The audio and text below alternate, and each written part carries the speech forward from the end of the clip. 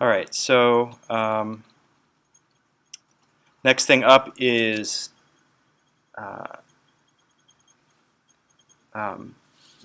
some formatting of the axes here. So we can set the distance between the x and y axes if we want. So for example, we can create this little space here that gives us a little buffer. We can also,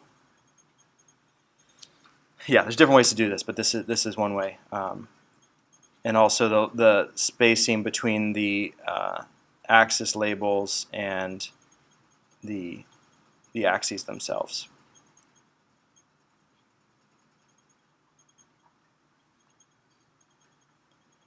And then we can, these are the defaults, so we can reset the defaults if we want.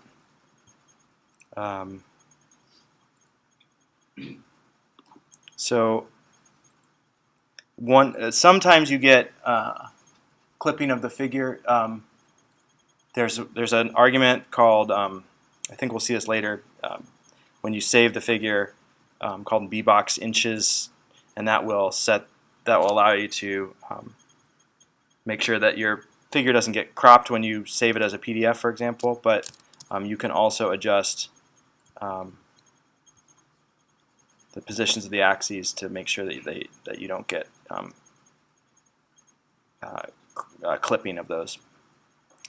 And as with anything, if you're getting this strange behavior from something you're doing, you can Google it and say, I'm getting my figure cropped in Matplotlib. What do I do? And you'll find the answer.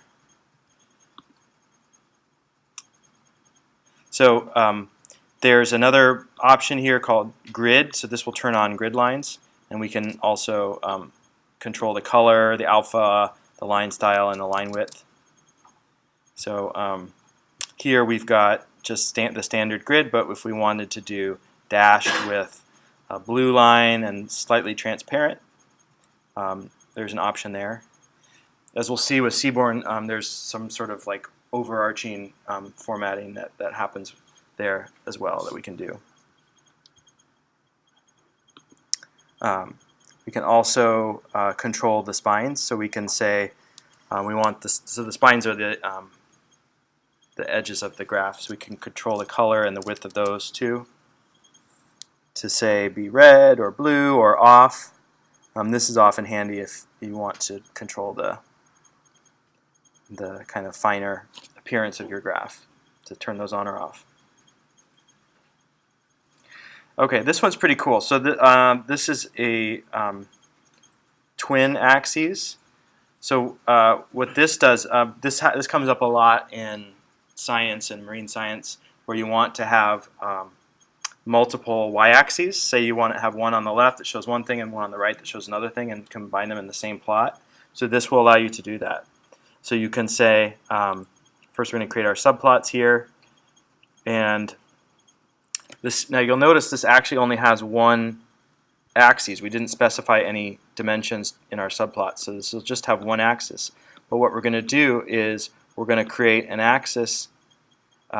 We're going to plot to that axis 1, ax 1, set the label, and set those tick labels to blue. And then we're going to say ax 1 twin x ax 2. So this will have twin x axis, which will mean that the y label can be different for these two graphs. So we're kind of taking axis 1 and creating a twin of it, so these can talk to each other, and they're getting plotted on the same graph. So what happens is we can now see that we have our blue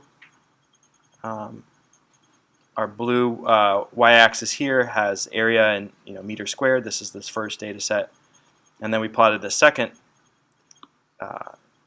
axis, volume, in meters cubed, and that's going to be in red. And so we've set the line is red, the axis color is red, and the tick labels we've set to red too.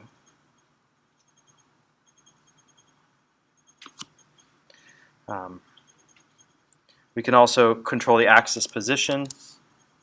So let's say we want to have, typically in a graph like this, even if 0 is in the middle, your spines are going to be on the edges. But if you want your spines to go through 0, you can use the spines attribute and then set position to 0, and that will give you this kind of output where the spines go through 0. Okay, so that's a lot of the formatting that we need to do to really have fine scale control over the formatting. There's a lot more you can do, and in some cases you won't need to do that. You'll just take the defaults and that will be fine. And then when we see Seaborn in a minute for the next lesson, you're gonna see that there's a lot of defaults that can be set that way too. But another part of Matplotlib that I wanted to cover is these 2D plot styles. So there are other. So we've been seeing a lot of this plot function, right? Everything we've been seeing has mainly been using this this plot function. And by the way, just so you know, there is a way to do a very quick and dirty example would be,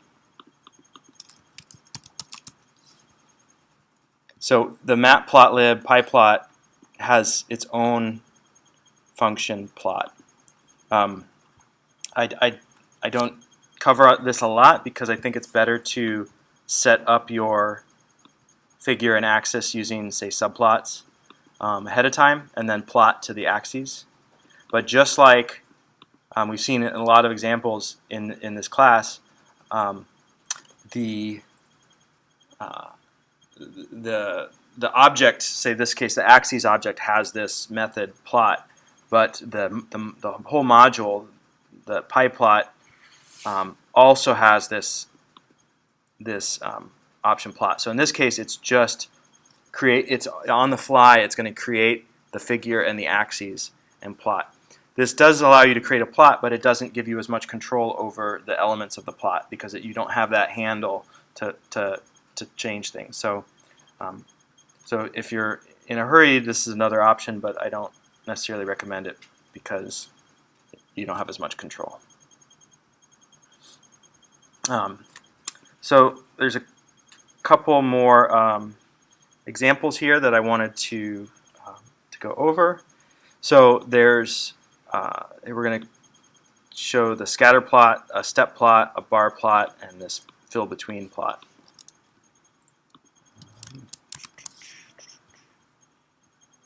So what we've got here is 4 plots. So we have a 1 by 4 array of subplots. The total size of this is 12 by 3. And so then this axis is going to be an array of size 4. And we can get those objects by using the indexes 0, 1, 2, and 3. And so to that first one, we're going to create a scatter plot and set a title for that. For the second one, it'll be a step plot. Set a title for that. A third one, bar, and a title, and the fourth one, fill between, and a title. So we have some different options here with width, colors, etc. And these have a lot of advantages depending on what you're trying to show. There's if we click on this link here, this is a good resource. This should open up a new tab. So this is the Matplotlib Gallery. So this is a good place to go if you want to make a plot and you're not sure exactly what the right function is or for that plot. You can browse these plots and decide, oh, okay, that's what I want to do. I'm going to click on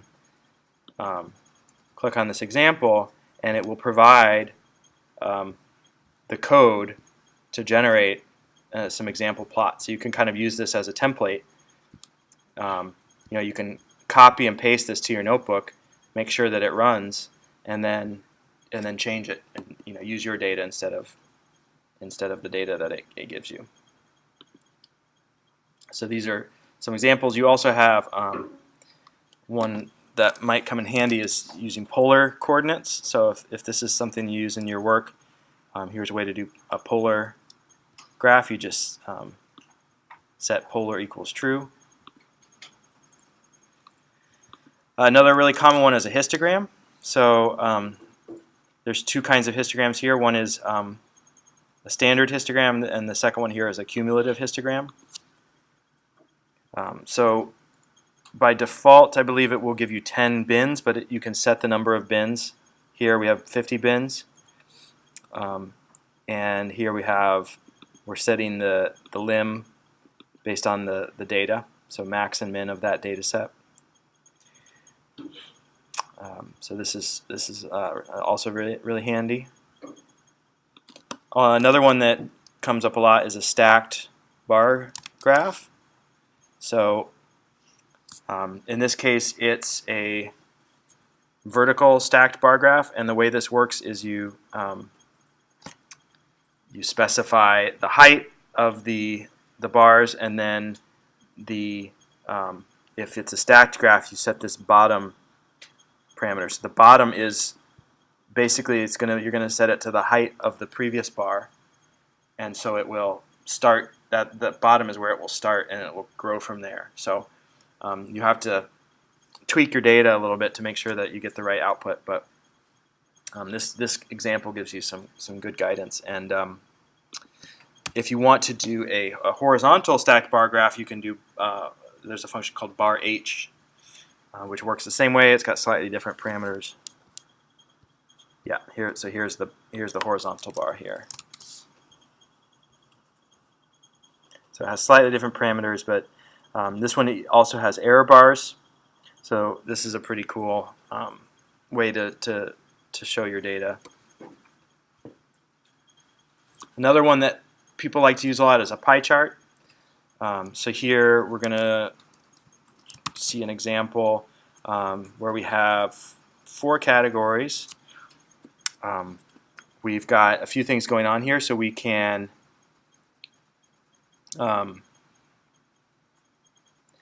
show both the labels, which are the names of the categories, and the percentage, and we can even specify how we want to format it. So here we're going to show it as with 1 decimal place in the percentage, and it also has this explode option, and this is here it's a tuple. So for each of these categories, we can specify which part we want to. It's called explode. It just means that it's set off from the rest of the pie chart, so it makes it more obvious, like it's the thing you want to highlight, for example. So maybe you don't want to have this set. You can easily remove this part, and so you don't have the explode. But this is a nice example showing a lot of stuff. Question? The 0.1 second position, is that like the gap size between the chart? Or? Yeah, this one here. Right. So if we make that bigger, okay. Yeah. So it's the how much we want it to. So let's say we can. It's kind of, I guess, relative to the. Probably relative to the radius, I'm guessing. If we did, yeah, you can kind of see that would be. Now it looks like Pac-Man eating some pumpkin pie. Actually, we'd want to do. Thank you. Yeah, we'd want to change the colors a little bit for Pac-Man, but yeah. So yeah, this is pretty cool.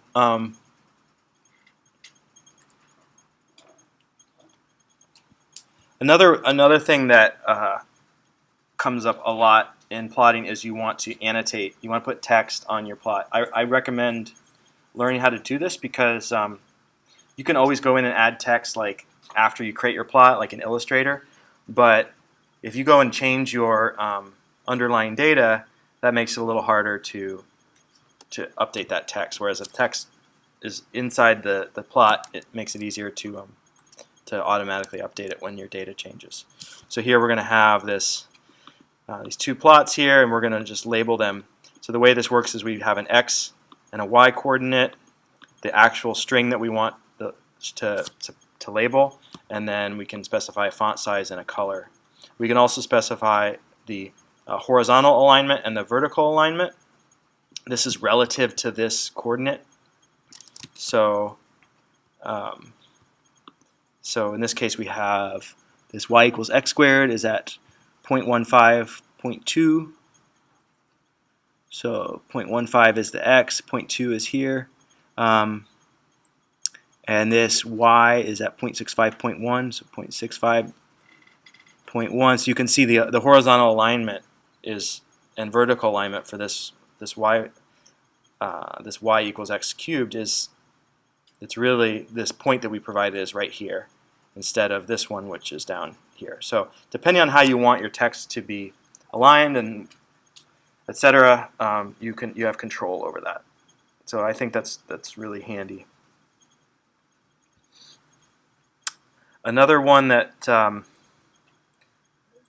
we've talked about subplots a lot, but we haven't really used it fully. We've made some simple subplots, but we can get pretty intense with different subplots and grids.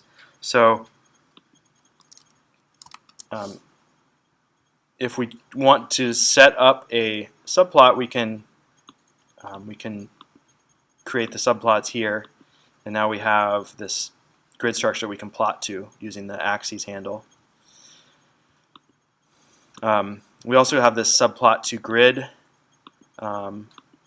function. So what this is doing is we're not using the subplots. We're just creating a basic figure, and then those are going to be. We're going to use this PLT style function, subplot to grid, and specify the position of where these guys are going. So you can get really fancy with that. There's also this grid spec package, which gives us some other abilities to control where our subplots go. This maybe isn't something you're going to use a lot, but it's nice to know that it's there if you want to make some really fancy subplots.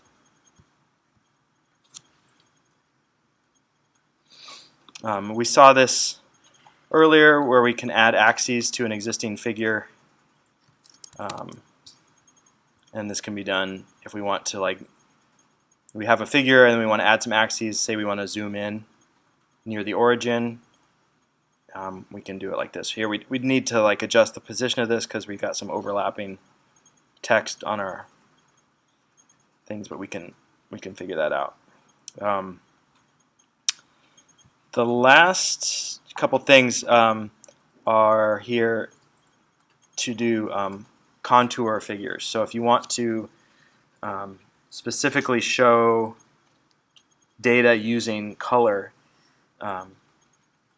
in a continuous fashion, you can use color maps to show that data. So it helps if we just see some examples here.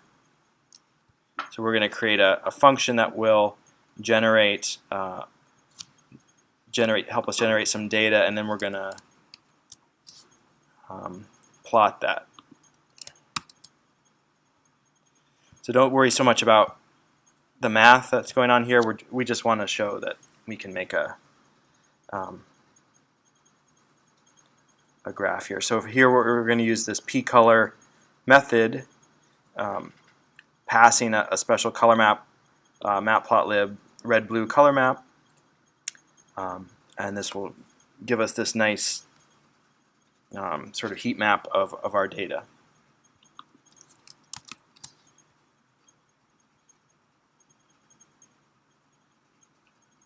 This is sort of another way to do it using this IMShow function. And if we want to see the contour lines rather than the full color, maybe it'll look better when we print it. We can use the contours. We'll see a lot more ways to do contour plots when we get to the Seaborn section. So Matplotlib also supports three-dimensional figures, so we can, this will take a second, but here we've got two axes here showing the same data but colored in different ways, and we might want to make this a little bigger, but maybe, let's see, I don't know why it's so small.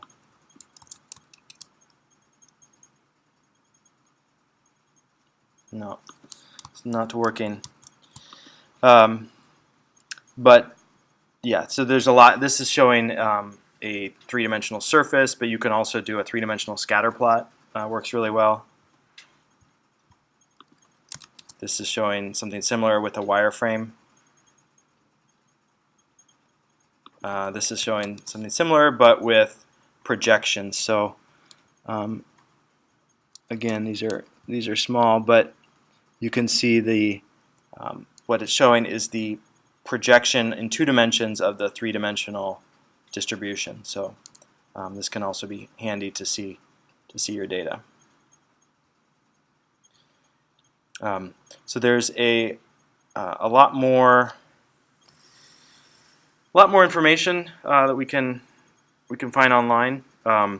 So matplotlib.org is kind of the main source, and that's where we'd find this gallery. Again, matplotlib.org/gallery.html. That's this one here. Some different tutorials and references here. Finally, there's just we can print the versions of the software. Does this work for you guys? Yeah, okay.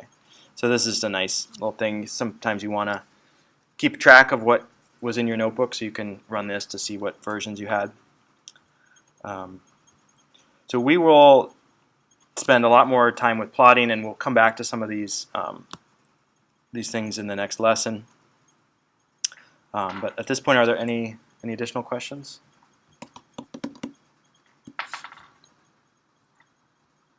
So for the YouTubers, there was a question earlier about this comma, this mysterious comma. Here, so this effectively, it was like this, effectively just gets the first element of this array and stores it as line. But the more common syntax that we've come to know is just getting that first element using bracket 0. So this will give us the output that we're looking for. Okay, so that's the end of the Matplotlib lesson, and then we will continue with Seaborn in the next lesson.